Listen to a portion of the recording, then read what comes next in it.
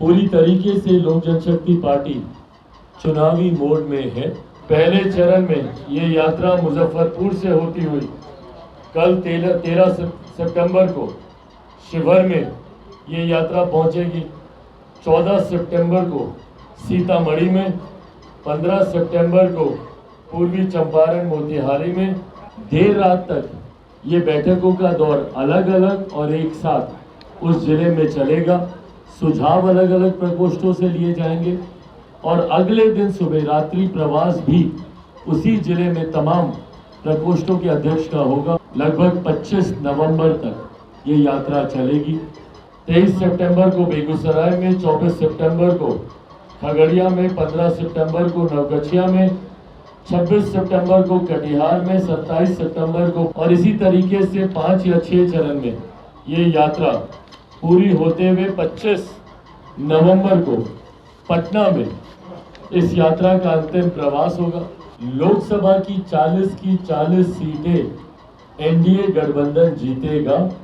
इस बात को मैंने जहां एक तरफ लोकसभा के सदन के पटल पर भी मैंने इस बात को कहा था, ये यात्रा संपन्न होगी। और उसके बाद जैसा मैंने आप लोगों से साझा किया कि 28 नवंबर को पटना के गांधी मैदान में हम लोग बिहार फर्स्ट बिहारी फर्स्ट संकल्प यात्रा हम लोग करेंगे। हर परिस्थिति में लोक जनशक्ति पार्टी रामविलास एनडीए को बिहार में एक बड़ी जीत दिलाने के लिए तैयार है। आप सब जानते हैं कि देश में, बिहार में चुनाव को लेकर नई हलचलें शुरू हुई हैं। लोक जनशक्ति पार्टी रामविलास का ये मानना रहा है, खास तौर पर बिहार विधानसभा के चुनाव को लेकर, कि जिस तरीके से बिहार में राजनीतिक अस्थिरता का माहौल है, जिस तरीके से मौजूदा गठबंधन की सरकार में विरोधाभास रह रहकर देखने को मिलता है, तालमेल का अभाव रह रहकर देखने को मिलता है, ऐसे में कब बिहार में विधानसभा के चुनाव घोषित हो जाए, इसका अंदाजा लगाना संभव नहीं है। ऐसे में जरूरी है एक राजनीतिक दल होने के नाते कि आप किसी भी परिस्थिति के लिए आप तैयार रहें। और हमने खुद इस बात को हर बार कहा है कि बिहार में हम मानते हैं कि तय समय से पहले ही विधानसभा के चुनाव होंगे।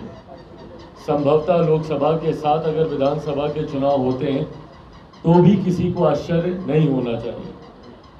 पिछले 2 साल लोक जनशक्ति पार्टी रामविलास ने तमाम विपरीत परिस्थितियों से जूझते हुए निरंतरता में हम लोगों ने संगठन को मजबूत करने का और अपने जनाधार का विस्तार करने का पार्टी ने कार्य किया। आशीर्वाद यात्रा से हम लोगों ने शुरुआत की थी। जब लोक जनशक्ति पार्टी रामविलास में टूट हुई, उसके बाद हम लोगों ने आशीर्वाद यात्रा से हम लोगों ने शुरुआत की, जिस यात्रा को अपार जन समर्थन मिला। 5 जुलाई 2021 मेरे नेता, मेरे पिता आदरणीय रामविलास पासवान जी के जयंती दिवस पर, उनके जन्मदिन के दिन हम लोगों ने इस आशीर्वाद यात्रा की हम लोगों ने शुरुआत की थी।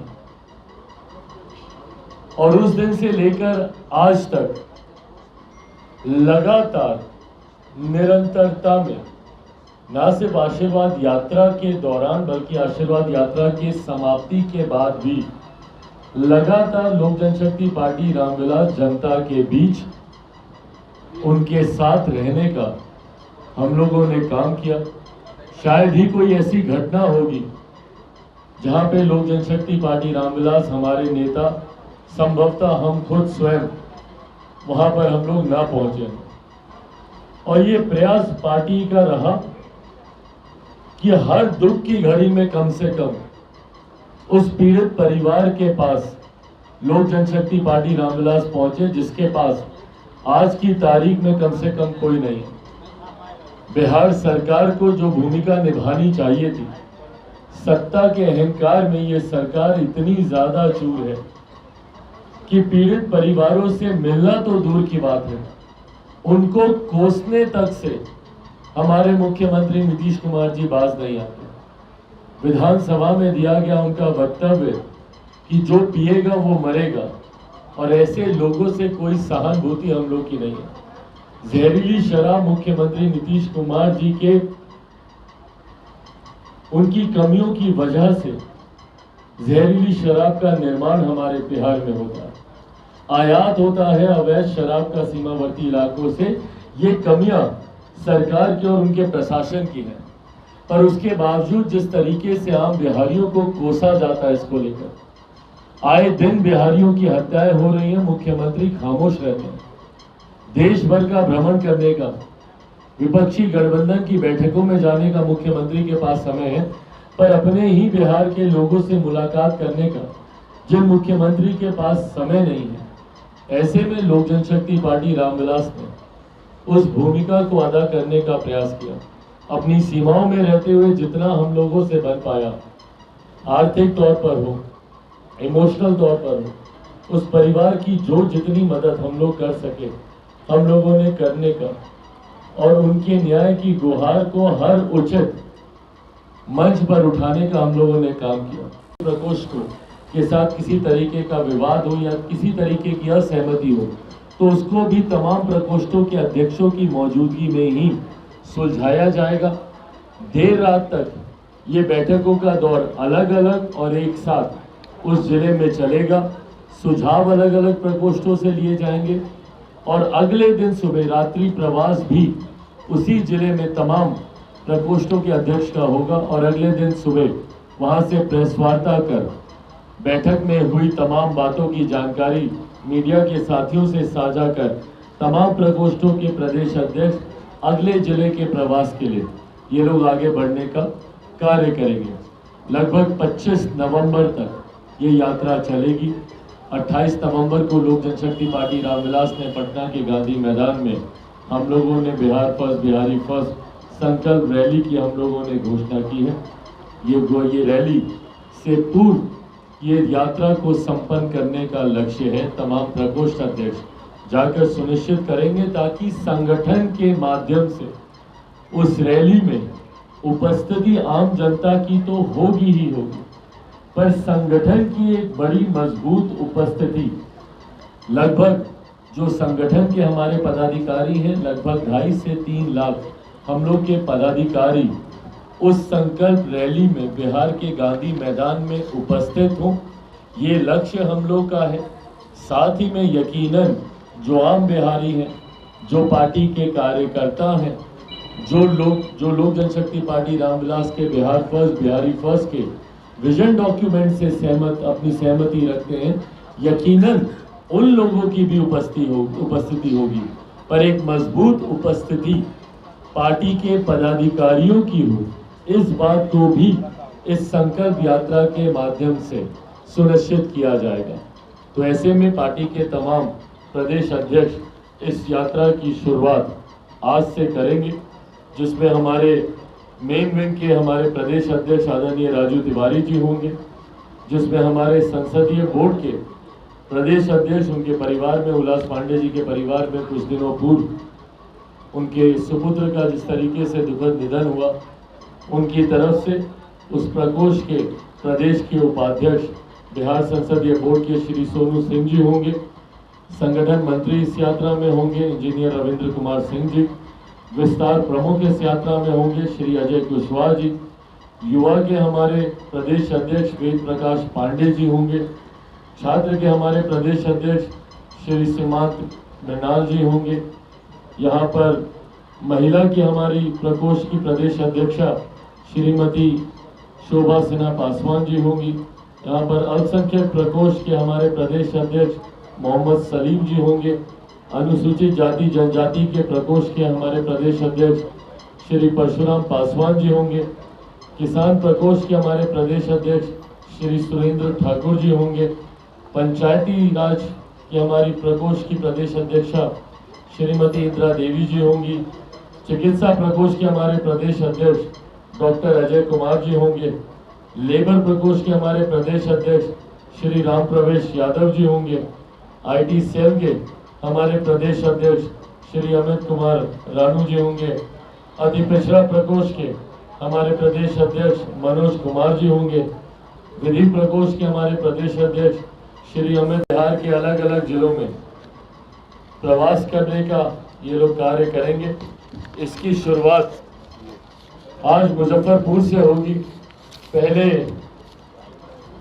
पहले चरण में ये यात्रा मुजफ्फरपुर से होती हुई कल 13 सितंबर को शिवहर में ये यात्रा पहुंचेगी। 14 सितंबर को सीतामढ़ी में, 15 सितंबर को पूर्वी चंपारण मोतिहारी में, 16 सितंबर को पश्चिमी चंपारण बेतिया में और बगहा में होगी। उसके बाद पहला चरण, उसके बाद 17 को विश्वकर्मा है और 18 को भी जितिया का पर्व है। उसके बाद 3-4 दिन का ये विराम ये यात्रा लेगी। उसके बाद 23 तारीख से 23 सितंबर को बेगूसराय में, 24 सितंबर को खगड़िया में, 15 सितंबर को नवगछिया में, 26 सितंबर को कटिहार में, 27 सितंबर को पूर्णिया में, 28 सितंबर को अररिया में, 29 सितंबर को किशनगंज में और इसी तरीके से 5 या 6 चरण में ये यात्रा पूरी होते हुए 25 नवंबर को पटना में इस यात्रा का अंतिम प्रवास होगा। 25 नवंबर को पटना में आकर ये यात्रा संपन्न होगी और उसके बाद जैसा मैंने आप लोगों से साझा किया कि 28 नवंबर को पटना के गांधी मैदान में हम लोग बिहार फर्स्ट बिहारी फर्स्ट संकल्प यात्रा हम लोग करेंगे। पुनः इस बात को समाप्त करने से पहले पूरी तरीके से लोक जनशक्ति पार्टी चुनावी मोड में है। चुनाव की तैयारियों को लेकर मजबूती से पार्टी का हर प्रकोष्ठ अपने अपने विंग को, अपने अपने प्रकोष्ठ को मजबूत करने का कार्य कर रहा है। चुनाव की जब भी घोषणा होती है, बिहार विधानसभा के चुनाव हो या अगर किसी कारणवश देश के भी चुनाव अगर पहले होते हैं, हर परिस्थिति में लोक जनशक्ति पार्टी रामविलास एनडीए को बिहार में एक बड़ी जीत दिलाने के लिए तैयार है। जहां एक तरफ बिहार में लोकसभा की 40 की 40 सीटें एनडीए गठबंधन जीतेगा, इस बात को मैंने जहां एक तरफ लोकसभा के सदन के पटल पर भी मैंने इस बात को कहा था, वहीं दूसरी तरफ बिहार विधानसभा के चुनाव में इस बार एनडीए गठबंधन मजबूती से अपनी सरकार बनाएगा और ये मजबूत स्थिर सरकार होगी। मुख्यमंत्री नीतीश कुमार जी के नेतृत्व वाली अस्थिर सरकार नहीं, जहां पे जनादेश किसी और के लिए हो और सरकार आप किसी और के साथ चले। इस बार भी एनडीए की सरकार के लिए जनादेश था, पर मुख्यमंत्री नीतीश कुमार जी ने जिस तरीके से जनादेश का अपमान करने का कार्य किया, जनादेश को लेकर भारतीय जनता पार्टी को धोखा देने का काम किया, बिहार की जनता को धोखा देने का काम किया, उसके विपरीत इस बार जब एनडीए की सरकार भाजपा लोजपा के समर्थन वाली सरकार जब बिहार में बनेगी तो वो एक मजबूत स्थिर और बिहार फर्स्ट बिहारी फर्स्ट की सोच के साथ बिहार को एक विकसित राज्य बनाने के लक्ष्य के साथ इस सरकार का गठन किया जाएगा, इस सरकार का चुनाव किया जाएगा। जताया कि चुनाव पहले भी हो सकता है, कोई आधार है इसका? नीतीश कुमार जब ये बोलते हैं तो भाजपा कहते हैं कि भाई बोलते रहते हैं। भाई मैं बिहार में जिस तरीके से विरोधाभास से सरकार का रहा है और वर्चस्व की लड़ाई हम लोगों ने मौजूदा महागठबंधन की सरकार में लगातार हम लोगों ने देखा है, गठबंधन के घटक दल ही एक दूसरे पर हावी होने का प्रयास करते रहे, एक दूसरे के मंत्रियों को नीचा दिखाने का प्रयास होता रहा। मौजूदा मुख्यमंत्री को हटाकर कौन दूसरे दल से मुख्यमंत्री बन सकता है, वो दावेदारी को हम लोगों ने बार बार देखा। और ख़ास तौर पर मेरा विश्वास इसलिए बढ़ता है क्योंकि ये लड़ाई मौजूदा 2024 लोकसभा की जो ये लड़ाई है, ये सरकार सिर्फ उसी वक्त तक के लिए टिकी हुई है।